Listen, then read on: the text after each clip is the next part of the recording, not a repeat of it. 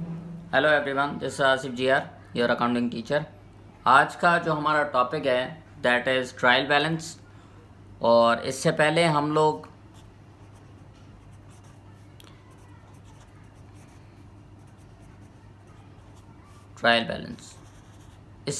लोग double entry और journal ledger में जो टी अकाउंट्स होते हैं उनकी बैलेंसिंग ऑफ हम कर चुके हैं। पिछली वीडियोस में आपने देखा कि हमने टी अकाउंट्स बनाए और टी अकाउंट्स की जो है हमने बैलेंसिंग ऑफ की। यहाँ पर आपको ये जर्नल लेजर है, एक सेट ऑफ लेजर अकाउंट्स जो है वो मैंने बना के रखा हुआ है which is a journal ledger. और इसमें हमारे पास कुछ अकाउंट्स हैं। There are 9 accounts, 1 2 3 4 5 6 7 8 9। ये 9 अकाउंट्स हैं। मेरी जो ओ लेवल्स अकाउंटिंग की बुक है, वर्कबुक है एक्चुअली, उसका जो फर्स्ट चैप्टर है उसके जो ये पहला क्वेश्चन है डबल एंट्री का, उन ट्रांजैक्शंस की ये डबल एंट्री हुई है। और इसके बाद जो है उसकी बैलेंसिंग ऑफ हुई है, आपको यहाँ पर नज़र आ रहा है। जैसा कि मैंने बताया था कि दोनों साइड्स इक्वल होनी चाहिए और जो शॉर्टेज साइड है वहाँ पर हम बैलेंस CD लिखेंगे और वो दूसरी साइड पे जाके बैलेंस BD बनेगा। तो ये बैलेंस CD और बैलेंस BD हुआ है। अब कैपिटल अकाउंट में आप देखें शॉर्टेज इस तरफ है तो यहाँ पर बैलेंस CD है और बैलेंस BD आ गया उसके बाद। तो ये हमारे पास लेजर्स की बैलेंसिंग ऑफ हुई है। अब इसके बाद हमने करना है ट्रायल बैलेंस। अब जो ट्रायल बैलेंस है वो असल में ट्रायल बैलेंस, सबसे पहले मैं आपको ट्रायल बैलेंस की डेफिनेशन बता दूं कि ट्रायल बैलेंस की डेफिनेशन से आपको ट्रायल बैलेंस बनाना आ जाएगा। अगर आप इसकी ये डेफिनेशन याद कर लेते हैं तो trial balance is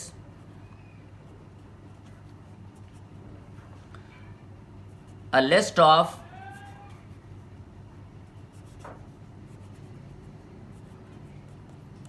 balance BDs of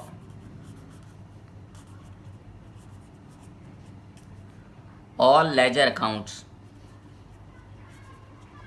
यानी कि ये जो हमारे पास लेजर अकाउंट्स हैं, ये जो आपको नज़र आ रहे हैं यहाँ पर जितने भी, इनकी BDs को अगर हम लिस्ट करें, अब इनकी BDs क्या है, देखें ये एक बैंक अकाउंट है, इसकी बैलेंस BD ये है $5000। ये एक स्टेशनरी का अकाउंट है, इसकी बैलेंस BD ये है डेबिट साइड पे $500। ये एक इक्विपमेंट का अकाउंट है, इसकी बैलेंस BD ये है $3000। ये एक मशीन का अकाउंट है, इसकी बैलेंस BD डेबिट साइड पर है $2000। ये एक कैपिटल अकाउंट है, इसकी बैलेंस BD क्रेडिट साइड पर है $12,000। ये एक फर्नीचर का अकाउंट है, इसकी बैलेंस BD डेबिट साइड पर है $1500। ये करीम का अकाउंट है, इसकी बैलेंस BD क्रेडिट साइड पर है $1500। ये वैन का अकाउंट है, इसकी बैलेंस BD डेबिट साइड पर है $2500। और ये जीशान का अकाउंट है जिसकी बैलेंस BD डेबिट साइड पर है $1000। तो अगर आप इन तमाम बैलेंस BDs को, जो आपके लेजर अकाउंट्स को आपने बैलेंस ऑफ किया है और उसकी बैलेंस BDs आ रही हैं, इन तमाम बैलेंस BDs को अगर आप लिस्ट कर लें एक जगह पर, तो वो लिस्ट जो है वो ट्रायल बैलेंस कहलाती है। और ट्रायल बैलेंस जो है वो ये समझा जाता है कि it summarise the transactions, the financial information. उसकी एक समरी होती है जो हमें पता चल रही होती है। It is a summary of your financial information for a certain period. तो ट्रायल बैलेंस जो है एक पर्टिकुलर पीरियड के लिए होता है। फॉर एग्जांपल आपने स्टार्ट किया था फ्रॉम 1 जनवरी और 1 जनवरी से लेके, फॉर एग्जांपल हम अज्यूम कर लेते हैं, क्योंकि ये ट्रांजैक्शंस बहुत थोड़ी सी हैं और उनकी डबल एंट्री हुई है, तो हम अज्यूम ये कर लेते हैं कि ये एक महीने की ट्रांजैक्शंस हैं सारी। तो 31 जनवरी तक की, 1 जनवरी से लेकर 31 जनवरी तक की ट्रांजैक्शंस हैं। तो एक महीने की ट्रांजैक्शंस जो है वो सारी यहाँ पर हैं।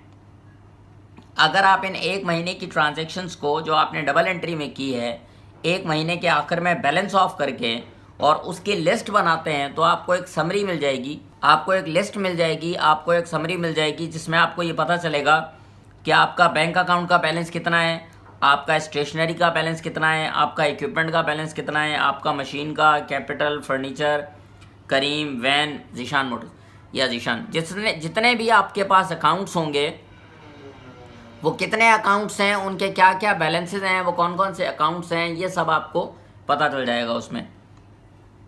तो अब हम स्टार्ट करते हैं ट्रायल बैलेंस, और मैं आपको दिखाता हूँ कि कैसे बनता है ट्रायल बैलेंस। अब एक हम ट्रायल बैलेंस बना रहे हैं। ट्रायल बैलेंस जो है वो असल में होता है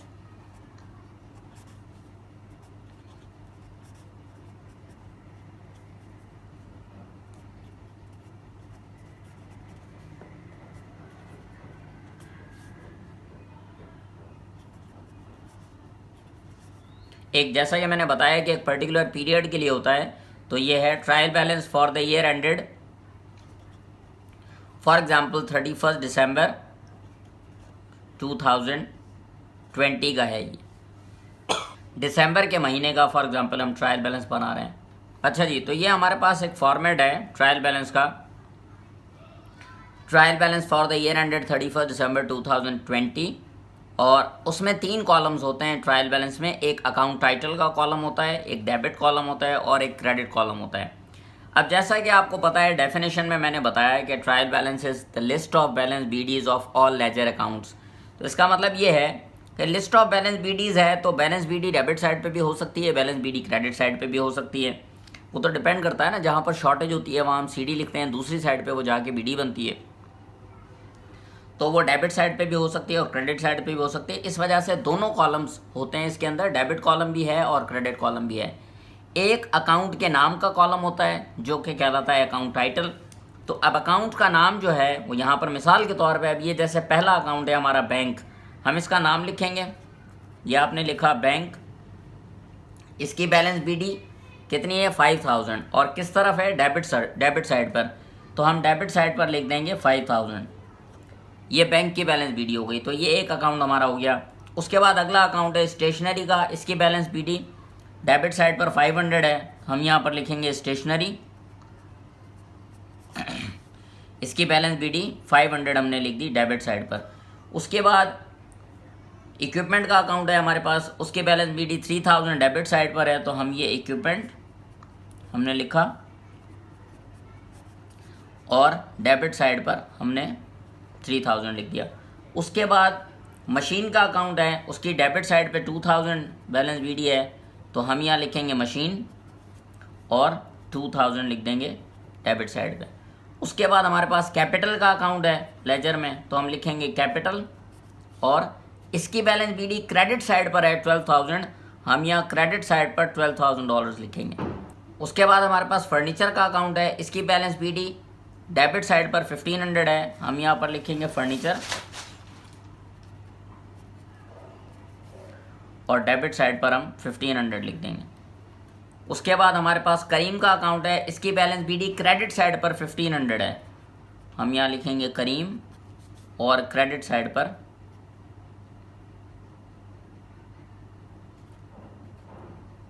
1500 लिख देंगे। उसके बाद हमारे पास उसके बाद हमारे पास वैन का अकाउंट है, जिसकी बैलेंस बीडी डेबिट साइड पर 2500 है,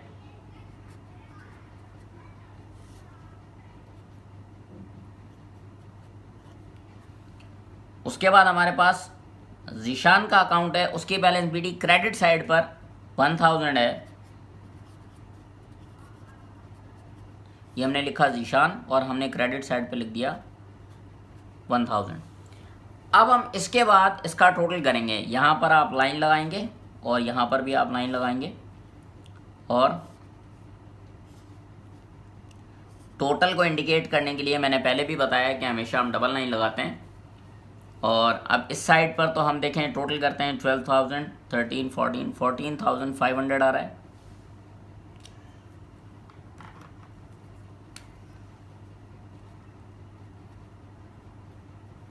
$14,500, ये मैंने डिफरेंट कलर इस्तेमाल कर लिया ताकि आपको टोटल पता चल जाए। इस तरफ का टोटल देखते हैं 5,000 और 10,500, 11,000, 12,000, 14,500।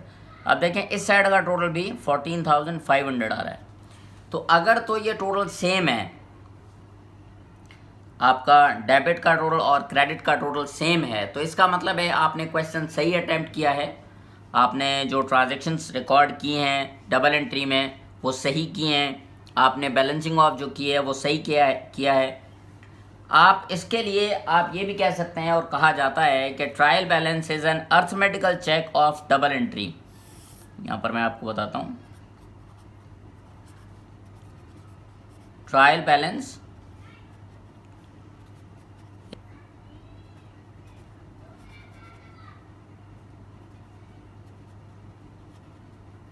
अर्थमेटिकल या मैथमेटिकल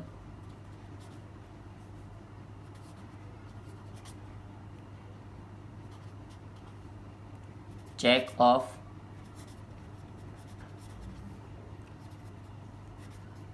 डबल एंट्री। ये जो डबल एंट्री आप कर रहे होते हैं डेबिट और क्रेडिट, अब ये मैथमेटिकल चेक का मतलब ये है, या अर्थमेटिकल चेक का मतलब ये है कि आप डेबिट और क्रेडिट जो है वो इज मैथमेटिकल चेक। तो आप डेबिट और क्रेडिट जो है वो आपने बराबर किया है या नहीं किया। देखें, मैंने पहले भी बताया था आपको, जब शुरू से मैं आपको बता रहा हूँ डबल एंट्री का जो रूल है वो ये है कि जितने अमाउंट से आप डेबिट करेंगे उतने ही अमाउंट से आपको क्रेडिट भी करना होगा, उससे डबल एंट्री बनती है। आप जितने अमाउंट से डेबिट करेंगे उतने ही एग्जैक्ट उतने ही अमाउंट से आप क्रेडिट भी करेंगे, तो उससे डबल एंट्री बनती है। जितने अमाउंट से आप डेबिट करेंगे एग्जैक्टली उतने अमाउंट से जब आप क्रेडिट भी करेंगे तो सेम अमाउंट दोनों तरफ आ रहे हैं शुरू से ही। आप देखें ना, यहाँ पर आप लेजर अकाउंट में देखें, हमने कैपिटल के रेफरेंस से बैंक को डेबिट किया हुआ है $12,000 से, तो यहाँ पर कैपिटल को बैंक के रेफरेंस से क्रेडिट किया हुआ है $12,000 से। इसी तरह से बैंक को जब क्रेडिट किया हुआ है स्टेशनरी के रेफरेंस से $500 से, तो हमने स्टेशनरी को डेबिट किया हुआ है $500 से। तो ये डबल एंट्री चल रही है, सेम अमाउंट से आप डेबिट और क्रेडिट कर रहे हैं। जब ये डबल एंट्री चल रही है सब जगह, तो जाहिर है आपके पास शुरू से ये चल रहा है, तो आपके पास आंसर में भी आखिर में भी वो इक्वल ही आएगा, debit will always be equal to credit. अच्छा, दूसरी बात एक और जो इसमें मुझे बतानी है आपको, वो ये है, जो इम्पोर्टेंट चीज़ है थोड़ी, कि एसेट्स जो है, एसेट्स और एक्सपेंसेस, ये जो हमने हेड्स पढ़े हैं, ये हमेशा डेबिट साइड पर आएंगे और कैपिटल,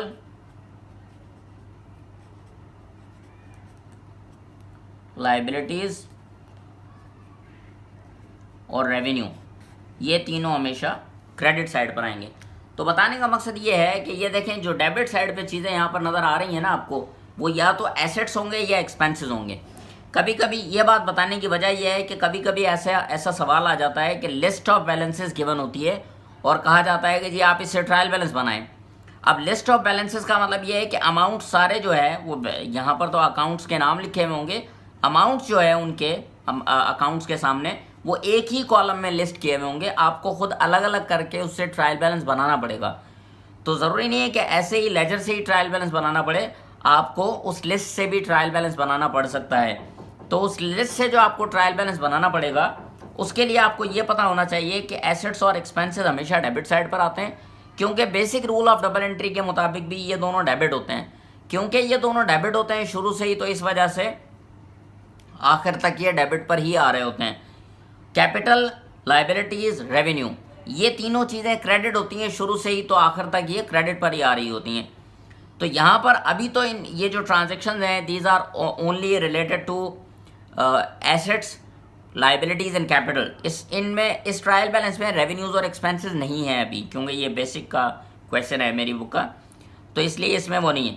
लेकिन अभी आप देखें, बैंक है, तो बैंक क्योंकि हमारा एक एसेट है, डेबिट साइड पर आ रहा है। स्टेशनरी है, वो क्योंकि एसेट है, डेबिट साइड पर आ रही है। कैपिटल क्रेडिट साइड पर आ रहा है। करीम की लाइबिलिटी है, क्रेडिट साइड पर आ रही है। जीशान की लाइबिलिटी है, क्रेडिट साइड पर आ रहा है। तो देखें, एसेट सारे डेबिट पे आ रहे हैं, कैपिटल और लाइबिलिटी क्रेडिट पे आ रही हैं। तो ये असल में जो है रूल है, ये आपको बताना था कि लिस्ट ऑफ बैलेंसेस से भी मैं उसका एक सवाल भी आपको करवा दूंगा, उसकी भी एक वीडियो में बना दूंगा कि लिस्ट ऑफ बैलेंसेस से हम कैसे बनाते हैं ट्रायल बैलेंस। और उसके बाद में आपको इसके बाद जो हम करेंगे वो प्रिपरेशन ऑफ फाइनेंशियल स्टेटमेंट्स है, जिसमें हम इनकम स्टेटमेंट और एसएफ भी बनाना सीखेंगे। तो आज की वीडियो के लिए इतना ही है। आप इसके कुछ क्वेश्चंस की प्रैक्टिस करें और फिर इंशाल्लाह अगली वीडियो में कंटिन्यू करेंगे। This is it for the lecture today. Thank you very much for watching the video.